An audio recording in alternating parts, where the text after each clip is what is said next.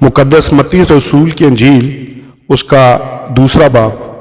पूरब मशरिक से आने वाले मुलाकाती। जब यीशु हेरोदीस बादशाह के ज़माना में यहूदिया के बैतलहम में पैदा हुआ तो देखो कई मजूसी पूरब से यरूशलेम में ये कहते हुए आए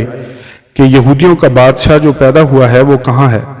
क्योंकि पूरब में उसका सितारा देखकर हम उसे सजदा करने आए हैं।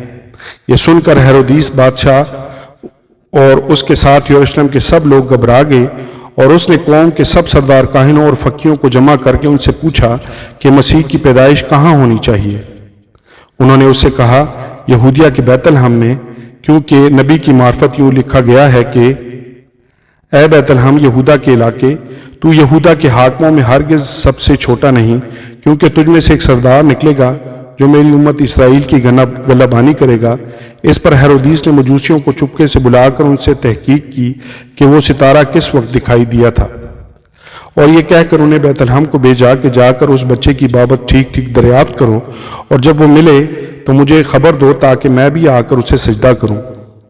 वो बादशाह की बात सुनकर रवाना हुए और देखो जो सितारा उन्होंने पूरब में देखा था वो उनके आगे आगे चला और यहाँ तक कि उस जगह के ऊपर जाकर ठहर गया जहाँ वो बच्चा था। वो सितारे को देखकर निहायत खुश हुए और उस घर में पहुंचकर बच्चे को उसकी माँ मरियम के पास देखा और उसके आगे गिरकर सजदा किया और अपने डब्बे खोलकर सोना और लुबान और मुर उसको नजर किया, और हेरोदीस के पास फिर न जाने की हिदायत ख्वाब में पाकर दूसरी राह से अपने मुल्क को रवाना हुए। मिस्र को भाग जाना। जब वो रवाना हो गए तो देखो खुदावंद के फरिश्ता ने यूसुफ को ख्वाब में दिखाई देकर कहा, उठ बच्चे और उसकी माँ को साथ लेकर मिस्र को भाग जा, और जब तक कि मैं तुझसे ना कहूँ वहीं रहना, क्योंकि हेरोदीस इस बच्चे को तलाश करने को है ताकि इसे हलाक करे। बस वो उठा और रात के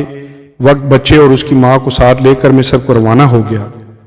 और हेरोदीस के मरने तक वहीं रहा ताकि जो खुदावंद ने नबी की मार्फत कहा था वो पूरा हो कि मिस्र में से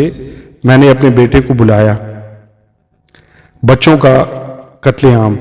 जब हेरोदीस ने देखा कि मजूसियों ने मेरे साथ हंसी की तो निहायत गुस्से हुआ और आदमी भेजकर बैतलहम और उसकी सब सरहदों के अंदर के उन सब लड़कों को कत्ल करवा दिया जो 2-2 बरस के या इससे छोटे थे, उस वक्त के हिसाब से जो उसने मजूसियों से तहकीक की थी। उस वक्त वो बात पूरी हुई जो यिर्मयाह नबी की मार्फत कही गई थी कि रामा में आवाज़ सुनाई दी, रोना और बड़ा मातम, राखल अपने बच्चों को रो रही है और तसल्ली कबूल नहीं करती इसलिए कि वो नहीं है। मिस्र से वापसी। जब हेरोदीस मर गया तो देखो खुदावंद के फरिश्ता ने मिस्र में यूसुफ को ख्वाब में दिखाई देकर कहा कि